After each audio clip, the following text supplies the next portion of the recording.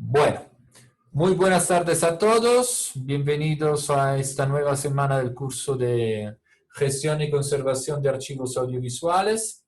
Finalmente, después de haber tratado el tema de la imprenta, del grabado, de las incisiones, vamos a tratar una tipología documental bastante difundida y común que puede estar sometida a tratamiento archivístico, cuál es el cartel. El cartel como cartel publicitario, como cartel cinematográfico, como cartel de propaganda. Los usos que se han dado al cartel a lo largo del tiempo son de los más difundidos, diferentes, en fin. Ya veremos un poquito más en el detalle. Y como les decía, esta clase de PowerPoint, les voy a pasar un poquito el PowerPoint, pero de entrada le puedo decir que es importante que vean los videos que he cargado en el aula virtual. Entonces, no sé qué pasa. Sí. Bueno, entonces, finalmente, vamos a ver un poquito en el detalle. Como saben, yo tengo esta fijación hacia la epistemología de las palabras que vamos a utilizar, entonces, que nos contextualizan el sentido, digamos, de una tipología documental tan específica como es el cartel. Entonces, la palabra cartel deriva de la palabra carta, que en latín quiere decir papel.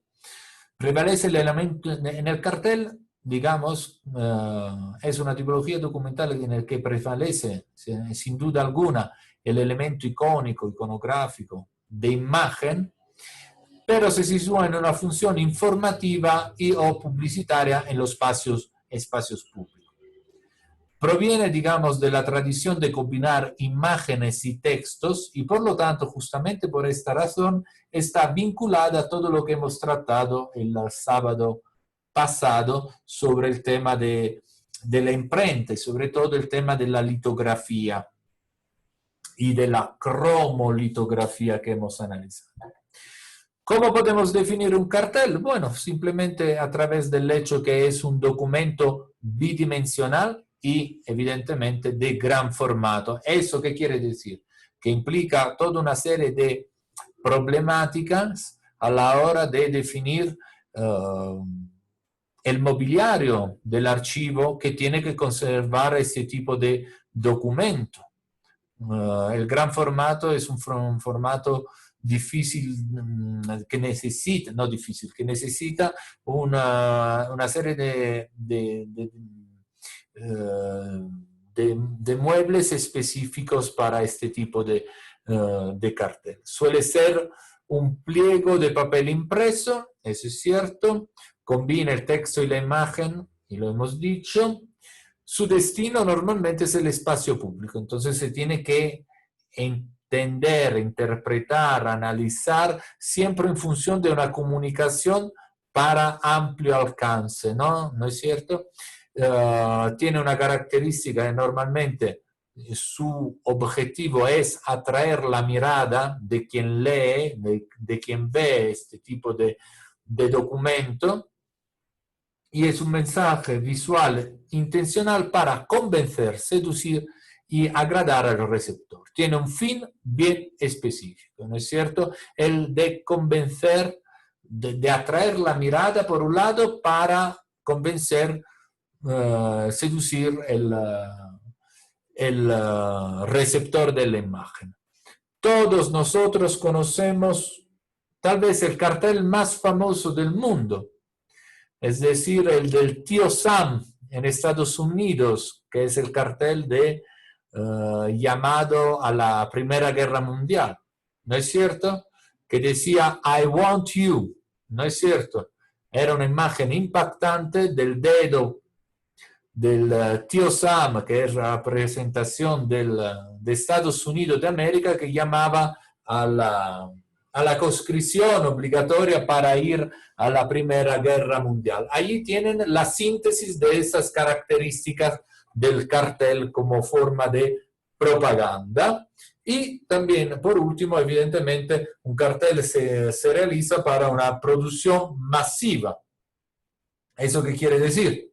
Bueno, evidentemente ya esto lo pueden ustedes explicar a mí. Es decir, una de las características que hemos visto que caracteriza toda la documentación audiovisual es la producción, la reproducción del documento. Es decir, tenemos una pluralidad de documentos que se pueden reproducir, contrariamente a los documentos de archivos que se consideran únicos e irreproducibles. Entonces, la publicidad surge en fijar sobre papel el tradicional aviso oral del pregonero, es decir, estamos frente a la evolución de un género, ¿no? Que antes de cuando no podía contar con imagen y técnicas específicas, la comunicación en Europa sobre todo, aquí todavía no se había difundido esta figura del pregonero, que era quien debía de llamar la atención de la población sobre diferentes tipos de disposiciones políticas, sociales, que se iban tomando en un determinado contexto, cual podía ser Europa entre el siglo XV y XVI, incluso parte del XVII. En 1477 aparece el primer cartel en Inglaterra, pero estamos muy lejos de la idea de cartel que podemos tener todavía conservado hoy en día y su difusión de lo que era la difusión de este género de esta tipología documental que se daría a partir del siglo XIX. Sin embargo, en 1539 el rey Francisco I establece en París normas relativas al uso de los carteles públicos. Eso va de por sí que la difusión de este tipo de tipología documental implicó la aplicación de unas normas, normas estilísticas, unas normas de producción de este tipo de tipología documental. En los siglos XVI y XVII se utilizan los carteles informativos con textos. Entonces, digamos que en esta primera fase de difusión de esta tipología documental, prevalece la información textual y no prácticamente hay ausencia de la información iconográfica o icónica. En 1971 en Francia una ley prohíbe que los anuncios murales se hagan con letra negra sobre fondo blanco para evitar confusión con los avisos de la administración. Y ya ven cómo a lo largo del tiempo, ¿no? Esta tipología documental sigue siendo sometida a un especial cuidado y atención por parte de la administración pública para dar cierta relevancia y para que el mensaje llegue siempre a un mayor número posible de público. En el siglo XVIII aparecen carteles ilustrados para anunciar espectáculo, reclutamiento de la leve del ejército, etcétera, etcétera. Eran carteles de estilo naturalista y a veces melodramático. Era el gusto de la época, evidentemente. Cada época se dio su estilo para poder llegar a un mayor número de público. Los autores de esos carteles normalmente eran anónimos, es decir, eran gentes que trabajaban principalmente para diferentes instituciones, entonces no tenían un reconocimiento como autores de estos carteles, sino simplemente eran empleados de la administración pública generalmente. El invento de la litografía que hemos visto en la anterior clase, ¿no es cierto? Lo han visto, lo habrán visto, espero, habrán visto el video sobre la litografía y sobre la cromolitografía que les había puesto en el aula virtual, que les explica todas las características de estas tipologías documentales, de cómo se realiza la tipología documental. Entonces, y posteriormente de la cromolitografía en 1827, revolucionaron definitivamente el mundo del cartel. En cierta medida podemos decir que el invento de la litografía y de la cromolitografía en esta época concretamente puede haber tenido el mismo impacto que han tenido las redes sociales en la nuestra para la difusión de mensajes. La diferencia era que estas tipologías documentales venían producidas generalmente por instituciones, sino que todo el mundo podía tener acceso a la comunicación en Internet como la tenemos nosotros. Pero el impacto efectivamente es realmente comparable con lo que hemos visto, vivimos actualmente. Es decir, la posibilidad de comunicación se multiplicaba a medida que se difundía esta tipología documental. Los pintores ejecutan directamente las planchas sin grabadores. Entonces, ya lo han visto, ¿no? El video que les había pasado, se ve cómo se dibuja en la plancha de piedra, de mármol, en el caso del video que lo habrán visto. Hay la grande ventaja de esta tipología documental, contrariamente a las tipologías anteriores que hemos visto, como el grabado, la punta seca, el mezzotinte, el aguafuerte, etcétera, etcétera. La gran ventaja que caracteriza la litografía y la cromolitografía es básicamente que se podían imprimir un número infinito de copias de este tipo de documentos. Había la posibilidad de todo tipo de formato, sin embargo, el formato del cartel, como hemos dicho, es un formato grande. Posibilidad que toda gama de matices, desde el negro al gris más claro, en el caso de la litografía. En el caso de la cromolitografía, finalmente, hay también el uso de los colores, como hemos visto. El inicio del cartel se sitúa a final del siglo XVIII con la invención de la litografía. La litografía fue inventada casualmente, en esta época que las invenciones se daban casualmente, y en esta época casualmente nadie inventa la vacuna para el COVID. Bueno, fue inventada casualmente por el alemán Alois Senfterleb en 1798, es decir, ya casi 1800, ¿no es cierto? Cuando intentaba imprimir un texto que había escrito con tinta grasa encima de una piedra caliza sin éxito. Y después de lavar la piedra con el agua se dio cuenta que las zonas teñidas con la tinta rechazaban el agua. Los carteles que existían anteriormente casi se consideraban protocarteles. Sí, es una definición posible. Sin embargo, hay que ver todos en la perspectiva. Por mucho que no fueran considerables como carteles, porque la tipología documental se afirma, como hemos dicho, a finales del siglo XVIII, principios del siglo XIX, sin embargo, la función que se le daba anteriormente era la misma del cartel que se daría en el siglo XIX. Entonces, se trataba de avisos, bandos, pasquines, bulas generados por autoridades eclesiásticas y civiles.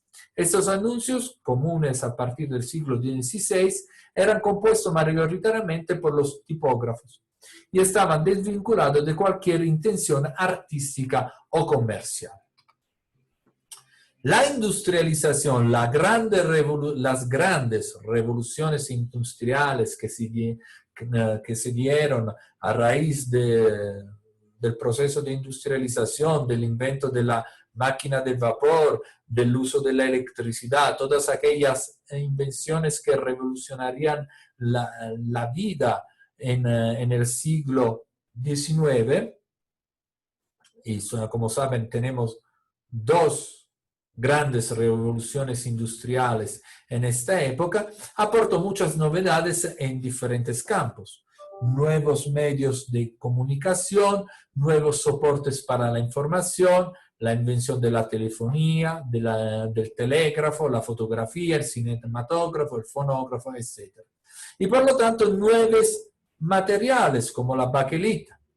la mecanización de los transportes, la realización de grandes obras públicas, un grande progreso de la ingeniería. Y el cartel se inserta básicamente en ese contexto, así como veremos en la próxima clase, veremos cómo se inserta la fotografía en esta. Y cada tipología documental desempeñó su papel. Entonces, en esta época el cartel se convierte en soporte publicitario por excelencia. Desde la segunda mitad del siglo XIX, el cartel se convirtió en un medio divulgativo de las corrientes estéticas dominantes. Entonces, a partir de la mitad del siglo XIX, y eso afectaría también la situación en América Latina, en América del Norte también, el cartel está al alcance y se utiliza principalmente, no solo principalmente, también con un uso de tipo artístico, como en el Art Nouveau y en el expresionismo. Los mismos artistas empiezan a utilizar el cartel como medio divulgativo de sus propias corrientes artísticas. Eso también era una revolución en cierta medida comparado a la primera época en la que hemos visto el cartel ni estaba firmado por quien era el autor del cartel. En cambio ahora se le da una autoría, y no solo una autoría al cartel, sino también digamos, un camino dentro de un determinado tipo de corriente artística. Y aquí ven que ya les pongo los videos, como el de Jules Serret, tipógrafo francés, primer representante y uno de los más emblemáticos de esta tipología documental, y cuya trayectoria profesional, bueno, cuya vida, desde 1836 hasta 1932, y luego los famosos carteles de Toulouse-Lautrec, que llegaron a adquirir un carácter normativo respecto al diseño de carteles. Entonces, les invito a que vean estos videos que ya les compartí en el aula virtual. En 1910 se terminó la primera revolución industrial. La primera mitad del siglo XX, me equivoqué. Se terminó la revolución, la grande fase de la primera y de la segunda revolución industrial, y la primera época de mitad del siglo XX fue una época de grandes cambios.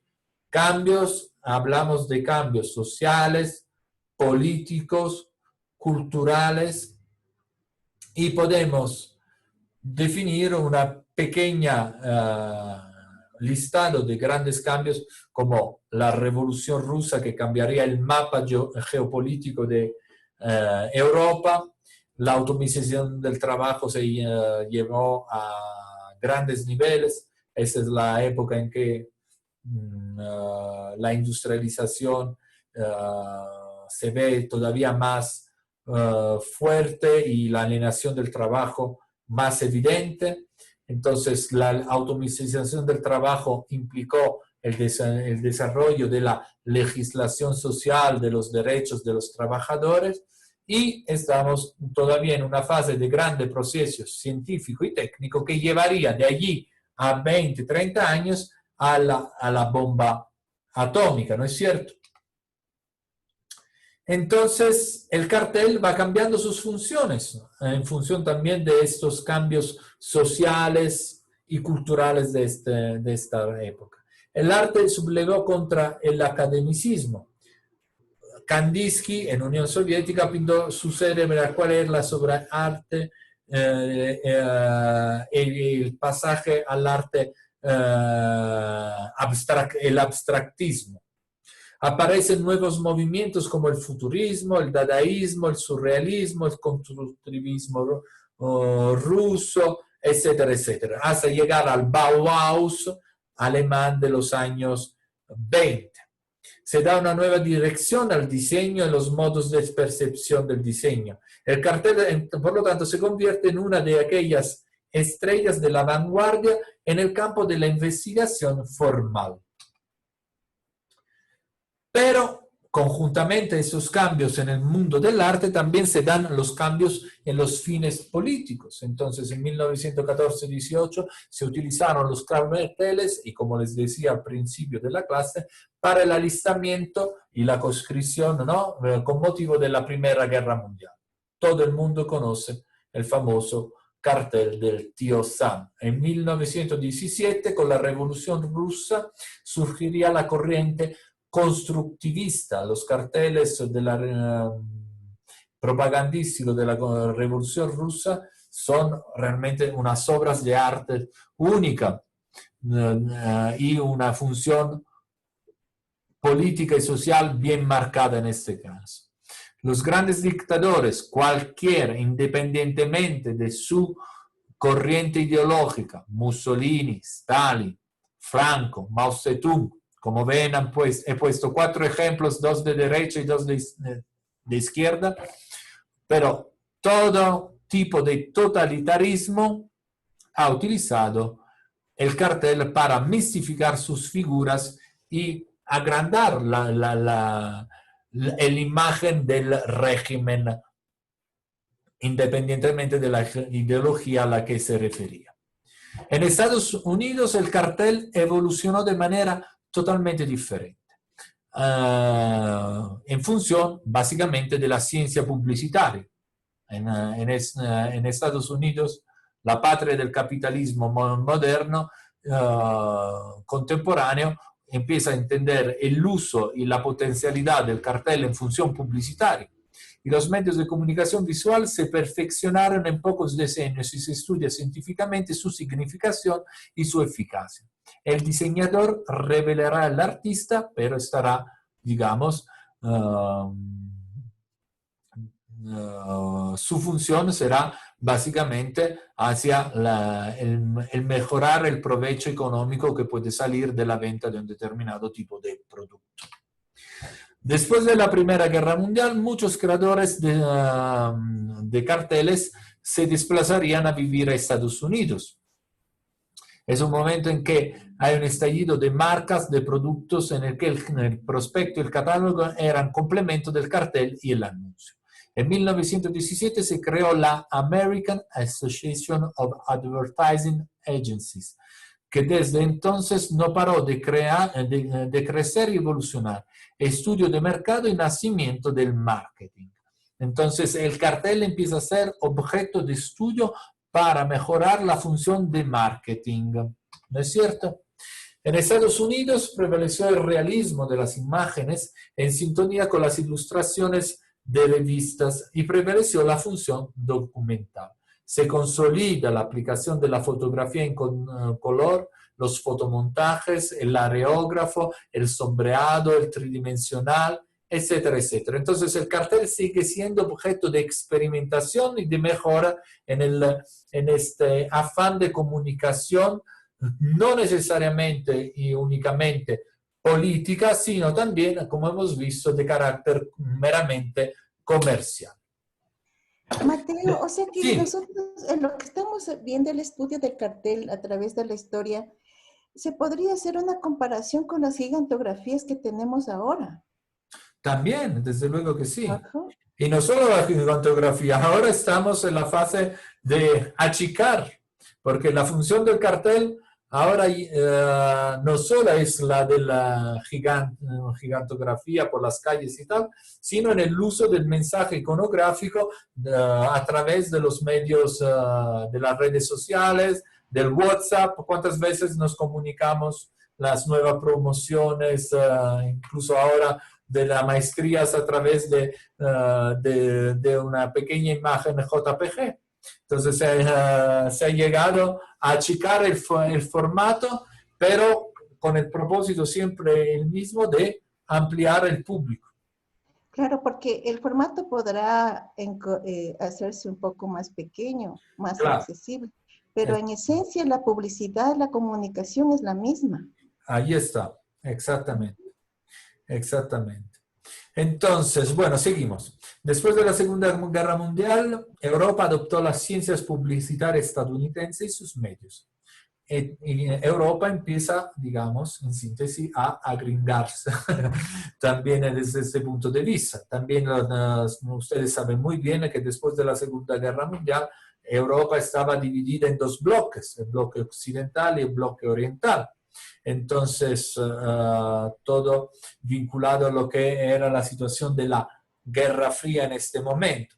Entonces, el bloque occidental, todos los países que se apoyaron al Pacto Atlántico estarían bajo la esfera estadounidense, empiezan a adoptar la ciencia publicitaria estadounidense. En cambio, todos los países que quedarían bajo la influencia soviética, evidentemente utilizarían el cartel en perspectiva socialista. La radio y el cine tienen una función propagandística, evidentemente, mucho más importante que el cartel, pero el cartel no se abandona. El cartel no se abandona, es más, podemos decir que el cinema empieza a utilizar el cartel como una tipología documental propia, el cartel cinematográfico. Hasta hoy en día se utiliza, ¿no? Y luego la aparición de la televisión comercial contribuiría a acelerar el declive del cartel clásico, eso sí. ¿Por qué? Porque muchos mensajes empezarían a pasar a través de lo que es el telediario, básicamente. Los carteles y la prensa se limitarán a reforzar las campañas publicitarias de la televisión. Ya no tiene un protagonismo propio, pero empieza a vincularse, digamos, el cartel a estas nuevas formas de propaganda, que pueden ser el cinema, el cine, la radio y sobre todo la televisión. Y por lo tanto, a partir de la Segunda Guerra Mundial en adelante aparecen tres tipos de carteles específicos. El de distancias cortas, que se ven desde las aceras, aquí como las varetas le llaman, ¿no? A la acera. En los pasillos de metro, carteles para distancias medias, en las calles, locales públicos y grandes distancias, los carteles de carreteras y autopistas. Básicamente era el mismo cartel que tomaba diferentes tamaños. Nace la valla anuncios de 3 por 4 metros o hasta 4 y 12 metros, para ser leída a gran velocidad desde el coche o desde los trenes también, ¿no es cierto? Entonces, ese es un invento norteamericano, pero que se ha difundido a lo largo de todo el mundo. Por ejemplo, ¿quiénes conocen, no sé si ustedes han ido a España? ¿Cuántos de ustedes han ido a viajar a España? Yo. Luis, Eduardo. Habrás visto... Aquí. Allí también el Eduardo. En España conocerán muy bien la marca de Brandy Soberano, cuyo logo es un toro. Y normalmente este toro se ve por toda España, sin poner siquiera el texto, porque es un logo tan famoso que se pone esta silueta negra del toro en las lomas, normalmente donde pasa la autopista, la estrada nacional y tal. Esta marca de brandy es tan famosa que normalmente no necesita siquiera el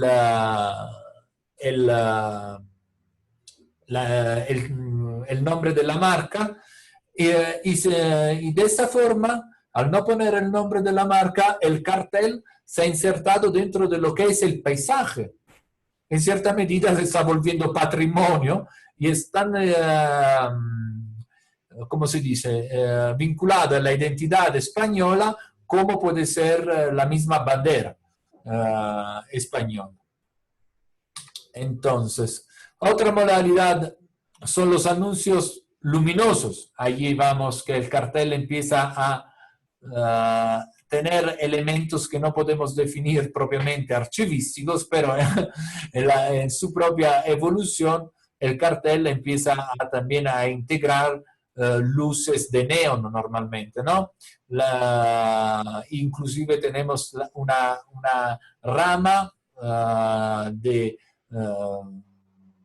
comunicación que es la electrografía, es decir, la escritura a través del neón, que era este tipo de luz que te permitía una posibilidad de escritura y de dibujo también.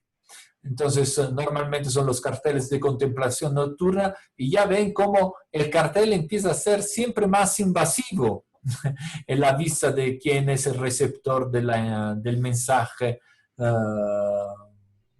publicitario. Y a veces empieza también a ser dotado de movimiento. En 1900 ya había aparecido el primer anuncio luminoso con 1500 bombillas. Entonces eran las bombillas.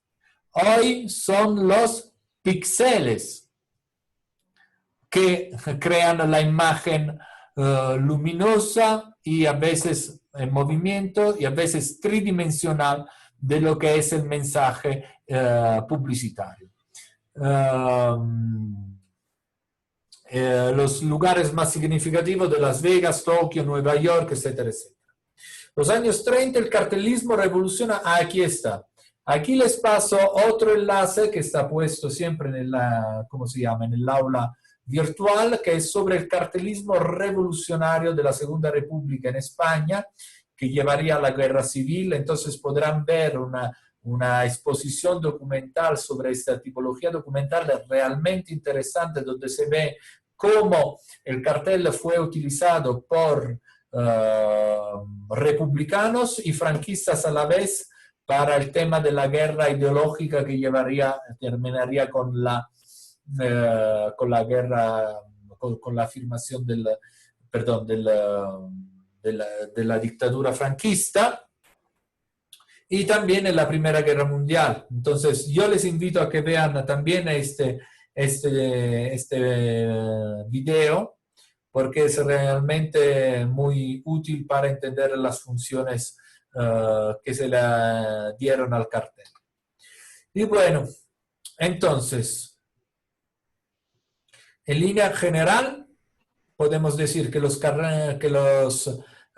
carteles han desempeñado 4 funciones desde su popularización, funciones generales, desde su popularización en el siglo XIX.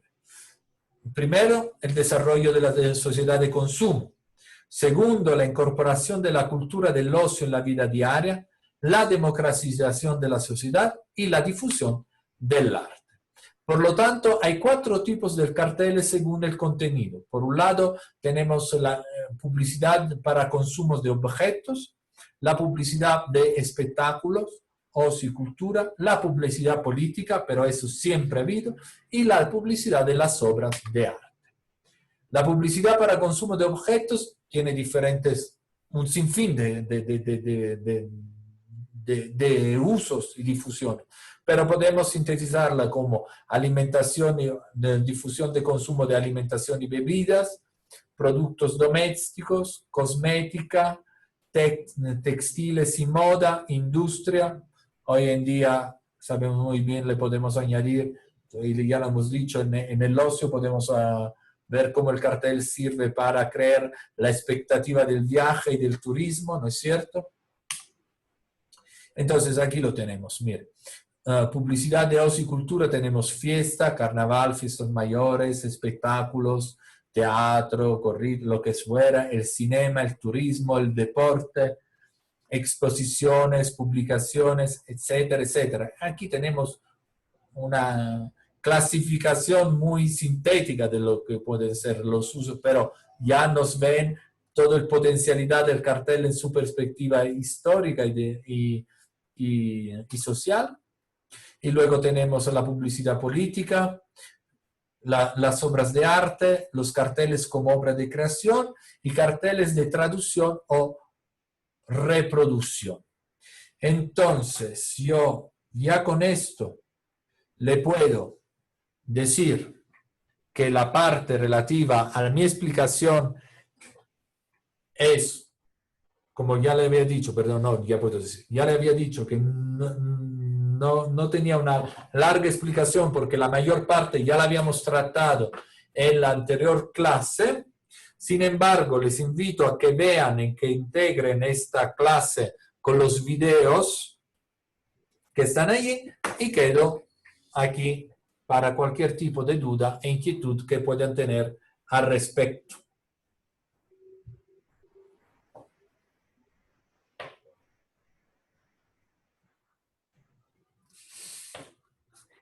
Mateo, Sí, Gabriel, ¿cómo le va?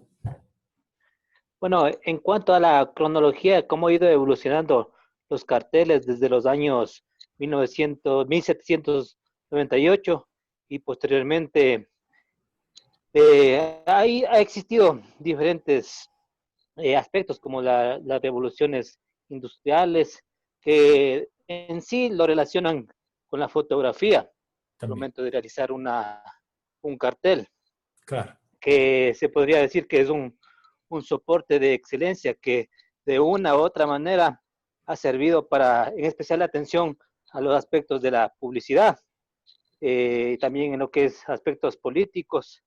De esta manera, este, este cartel ha, ha tenido diferentes usos en diferentes aspectos, también sujeto como objeto de estudio. Desde luego. Eso sería el aporte de Mateo. Así es, Gabriel, así es. Bueno, no sé si tienen alguna duda, inquietud al respecto.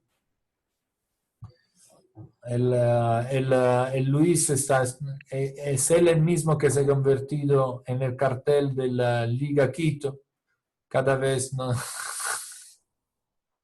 pone diferentes camisetas y está haciendo propaganda a su propio equipo. El Patricio no está de acuerdo, pero bueno. Estoy de negro, estoy de negro. Está de luto porque el Barcelona. Ya.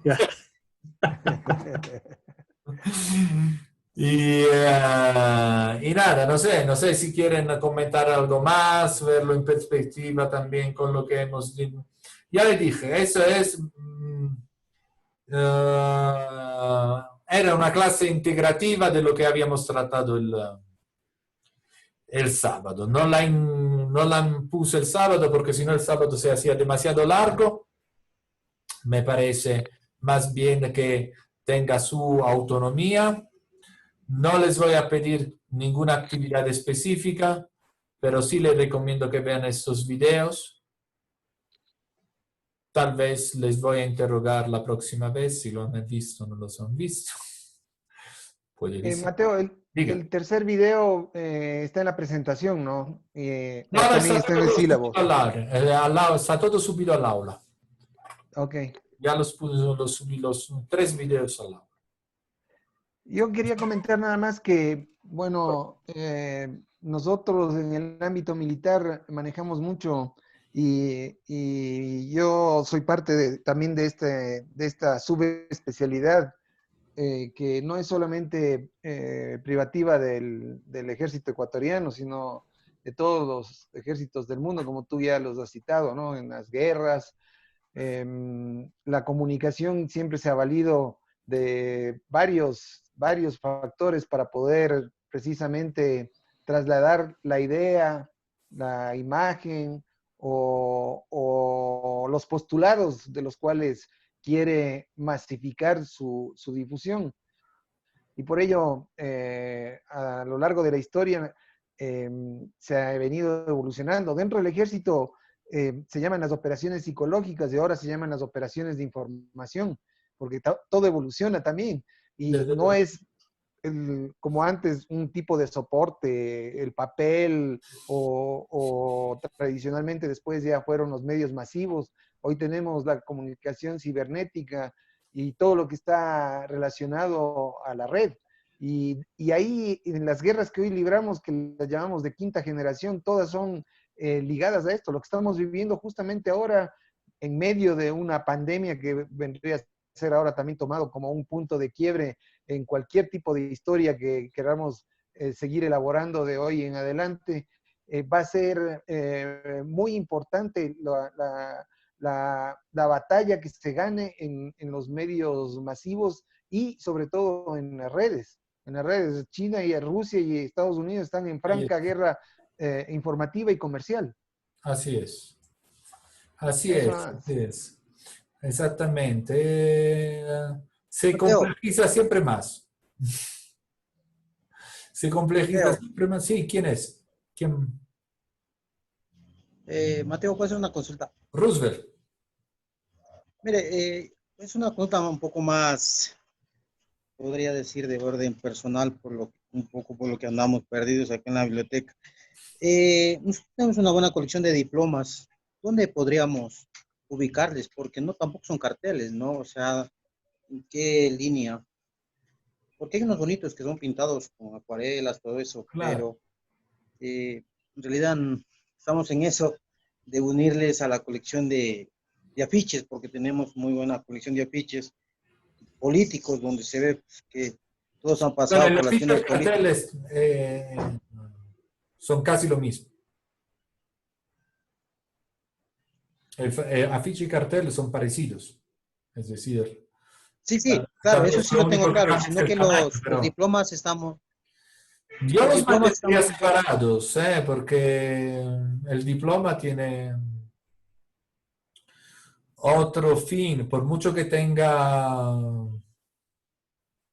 evidentemente elementos decorativos, ilustrativos, iconográficos, un diploma es un documento de archivo realmente. No los pondría juntos.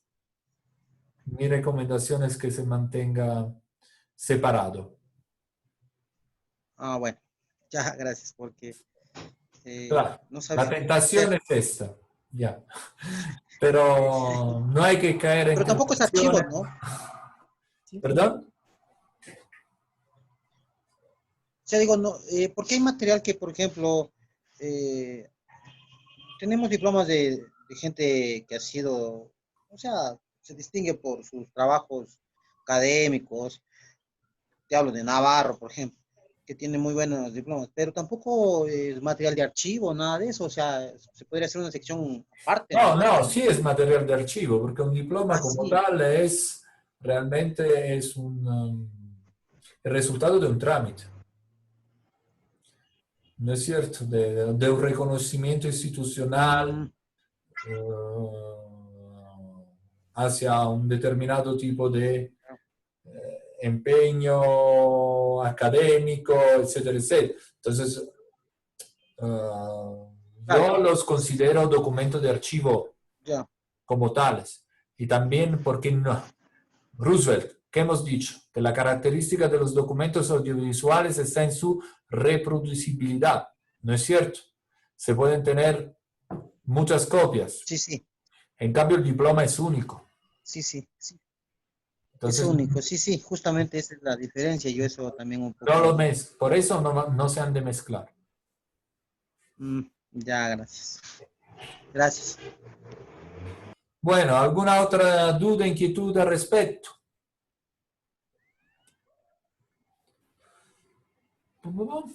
Todo bien.